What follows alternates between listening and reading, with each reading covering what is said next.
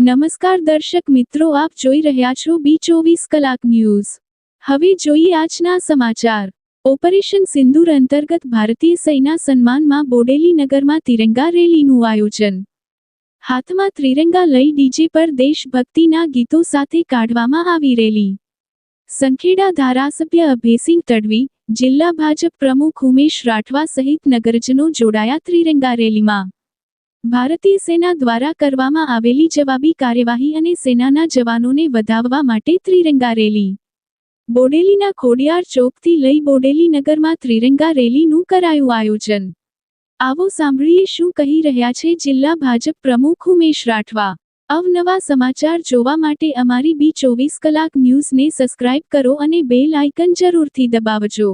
આજ રોજ બોડેલી નગરમાં નગરના સૌ સન્નિષ્ઠ નાગરિકો, એમાં વેપારી મંડળ હોય, વકીલ મંડળ હોય, રિટાયર્ડ ફૌજી હોય, આ બધા જ નાગરિકોએ ભેગા મળી ભારત સરકાર અને ભારતના સૈન્ય દ્વારા જે ઓપરેશન સિંદૂર કરીને પહેલગામની આતંકવાદી ઘટનાને જે રીતે જવાબ આપ્યો છે, એના માન સન્માનની અંદર આજે નગરની અંદર ફરી તિરંગા યાત્રાનું આયોજન કરવામાં આવ્યું હતું।